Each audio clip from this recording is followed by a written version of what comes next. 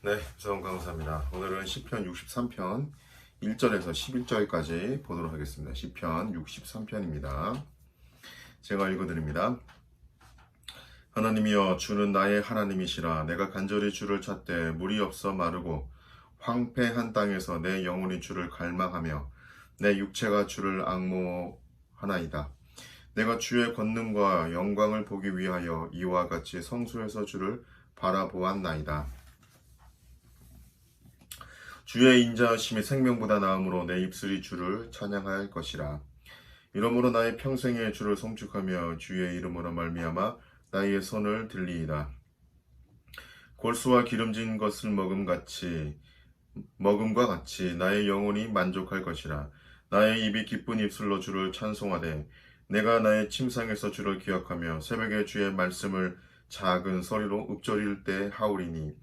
주는 나의 도움이 되셨음이라. 내가 주의 날개 그늘에서 즐겁게 부르리이다.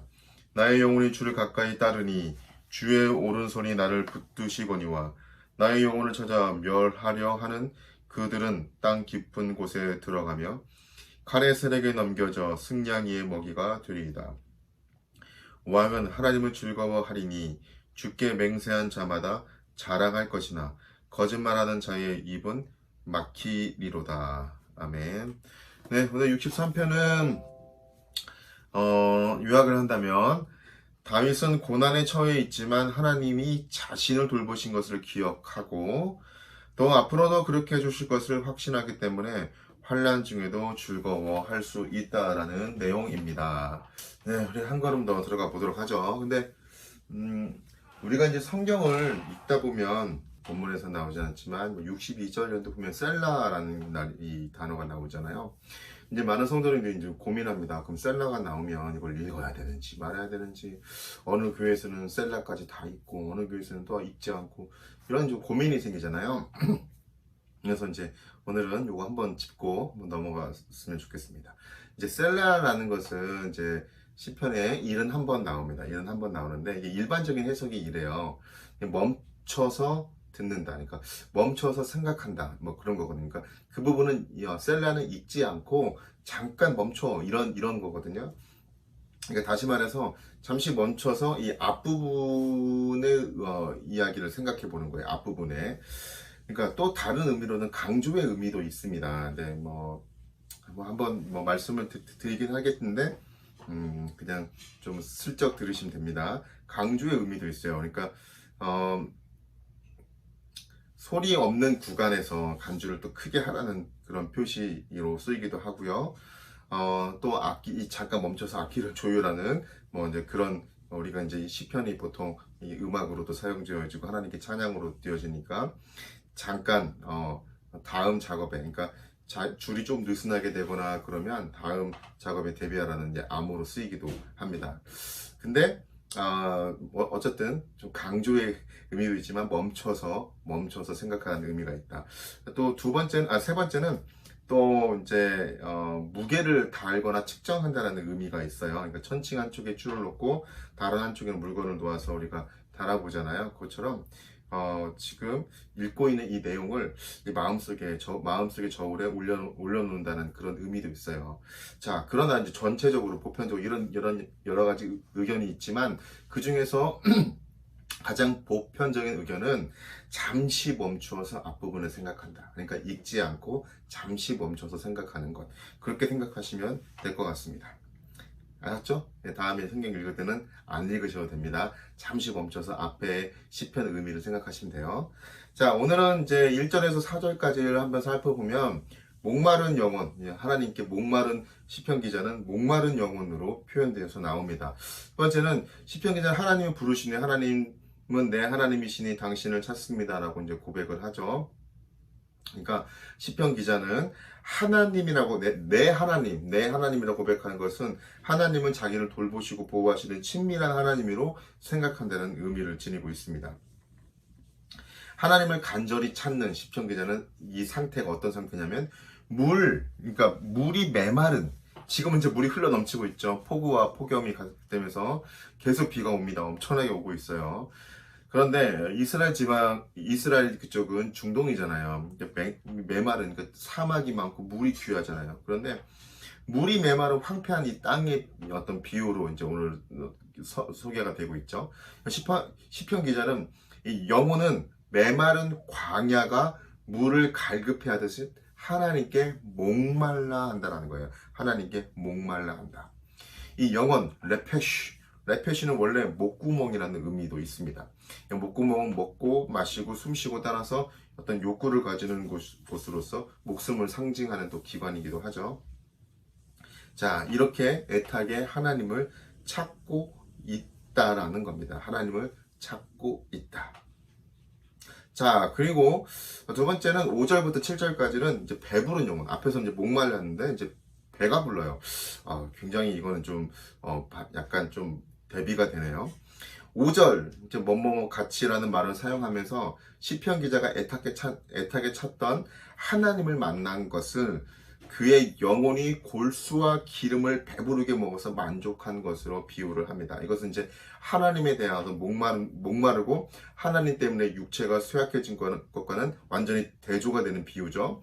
하나님을 찾는 그의 간절한 소망이 실현되었음을 우리가 상징하는 겁니다. 실현되었으면.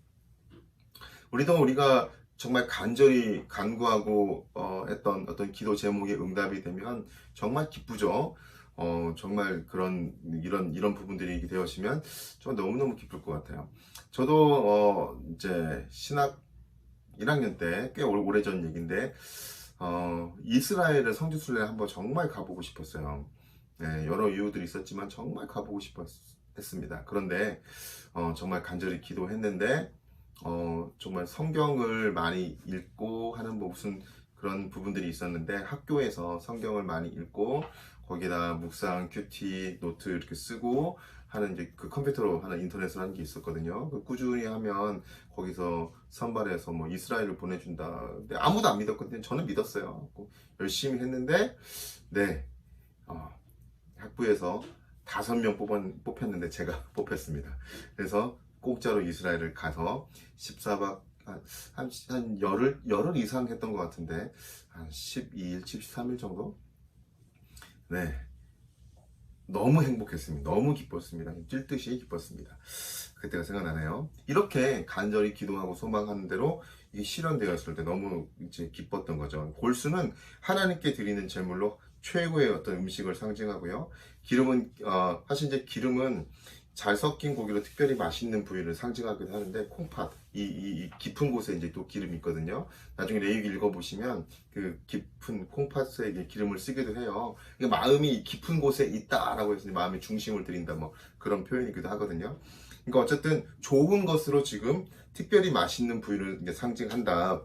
그래서 시편 기자는 하나님을 만나는 것을 최고의 음식을 배불리 먹고 만족한 것으로 이제 묘사하는 거죠. 앞에는 너무 목말랐는데 지금 만족하게 할 정도로 많이 이제 배부르다는 거죠. 하나님 만난 기쁨이. 자, 하나님 만난 시편 기자는 환호하는 입술로 하나님을 찬양하고 있는 겁니다. 자, 하나님에 대한 시편 기자의 회상과 묵상의 결과가 이제 7절에 이제 기록되어 있는데요. 하나님이 시편 기자의 도움이 되시기 때문에 그가 하나님의 날개의 그늘 아래 편히 쉬면서 환호를 한다는 겁니다. 우리 한번 7절 읽어볼까요? 시작. 주는 나의 도움이 되셨습니다. 내가 주의 날개 그늘에서 즐겁게 부르리다. 하나님 나의 그늘이 되셨다. 제가 이스라엘 가보니까요. 그러니까 어떤 바닷가 쪽 빼놓고요. 바닷가는 이제 습도가 많기 때문에 빼놓고 정말 그 올드시티나 이런 데, 예루살렘 이런 데 가보면 진짜 덥긴 더워요. 50도가 넘을 때가 있거든요. 그런데 그늘에 들어가면 너무너무 시원합니다. 습도가 없어서 정말 에어컨까지는 아닌데 선풍기를 약간 서늘한 초겨울 정도의 그런 약간 서늘한 그 바람에 선풍기가 설랑설랑설랑 1단으로 딱 틀면 쫙 돌듯이 이렇게 시원합니다. 자, 그런데 이스라엘에서 이렇게 그늘이 되어주신다. 하나님 날개 아래, 그늘 아래서 편히 쉰다. 얼마나 기쁠까요? 하나님에 대한 묵상할 때 그가 어떤 분인지를 새롭게 깨닫는 것이, 이제 또 중요하죠. 그런데 우리의 고단한 삶 가운데 하나님이 이렇게 그늘로 날개로 쫙 펼쳐주시면 얼마나 시원하고 좋을까요? 시편 기자의 마음이 느껴집니다. 세 번째는 8절에서 11절까지인데 하나님께 붙어 있어야 한다는 겁니다. 하나님께. 시편 기자는 그의 영혼이 하나님께 붙어 있고 또 하나님의 오른손이 그를 붙들어 주신다고 말하고 있습니다. 예전에 그런 말이 있었죠. 걷는 사람 위에 뛰는 사람이 있고 뛰는 사람 위에 날아가는 사람이고 날아가는 사람 위에 어떤 사람이 있죠? 네, 그 옆에 붙어가는 사람. 날아가는 사람 옆에 붙어간다. 얼마나 좋을까요? 자기 힘도 안 들이고 얼마나 좋을까요? 그처럼 하나님께 붙어있는 사람. 이 따바크라는 말은 남자와 여자가 한 몸을 이루고 연합하는 것을 말하고 또 이스라엘이 신실하게 하나님만을 따른다는 것을 나타내기도 합니다. 그러니까 이렇게 하나님께 완전한 연합이 되어 있는 모습이죠. 자, 그런데 벼랑간에 대적들의 위협이 또 9절에 이렇게 또 기록되어 있습니다. 그러나 시편 기자는 누구든지 시편 기자의 영혼을 파멸시키려 하는 자는 오히려 그가 땅 아래 곧 죽음의 세계로 산채로 내려가게 될 것이라고 이야기를 합니다. 그러니까 시편 기자를 파멸하려고 하는 자가 이렇게 비참한 죽음을 맞이하게 되는 이유는 그가 하나님께 붙어 있고 하나님의 오른손이 그를 붙잡아주는 그 연합의 관계, 하나님과 끈끈하게 이렇게 연결되어 있는 연합의 관계이기 때문입니다. 이렇게요. 그러므로 하나님께서는 시편 기자에게 최상의 보호가 되시는 겁니다. 네, 우리가 이제 한번 쭉 살펴봤는데요. 사실 이제 이게 기승전결이 좀 있죠. 목이 말랐는데 하나님 만나서 너무 기뻐요. 그리고 이제 하나님께 연결되어 있기 때문에 너무너무 행복해서 너무 이제 풍성합니다. 그런데 악한 악인이 또 대적이 자기를 힘들게 하려고 하죠. 그런데 그런 위협이 오는데 그러나 그들이 도리어 비참한 최후를 맞이할 것이다. 왜? 나는 하나님께 붙어있기 때문에, 나는 하나님께 연결되어 있기 때문이다. 여러분, 이스라엘 백성들이 출애굽해서 가나안에 들어가잖아요.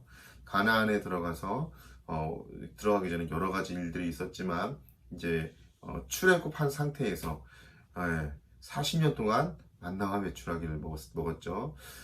만나라는 것은 우리가 또 다 잘 아시지만 이게 뭐냐, 이거 뭐지? 라고 했던 게 이게 만나라는 이름이 되었죠.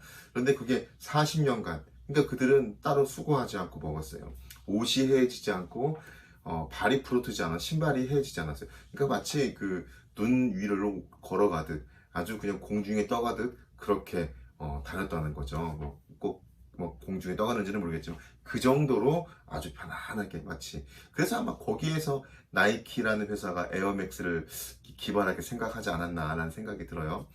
이렇게 아마 그들이 공중에 떠가면서 발이 편했으니까 부러뜨지도 않고 이렇게 신이 망가지지 않았겠지. 아마 그러지 않았을까 싶어요.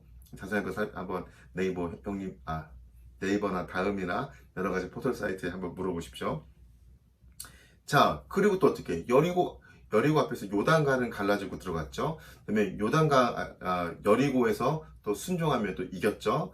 약간 아이성에서는 조금 좀 불순종해서 넘어지기도 했지만 또 아이성도 정복했죠. 자, 여러분, 이스라엘 백성들의 싸움이 어떤 싸움이었습니까? 이스라엘 백성의 지략과 힘과 노력과 어떤 능력으로 이긴 거였습니까? 그때 당시는 여러분 잘 생각해 보십시오. 이스라엘 백성들이 애굽에서 그냥 나왔어요. 무기를 따로 챙겨온 것도 아니고 급하게 나왔잖아요. 우리가 6월절을 보면 급하게 이렇게 띠를 동이고 이렇게 급하게 먹잖아요. 그건 다 뭡니까? 급하게 나왔다는 거 아니에요. 칼이 있겠어요? 칼이 있었겠어요?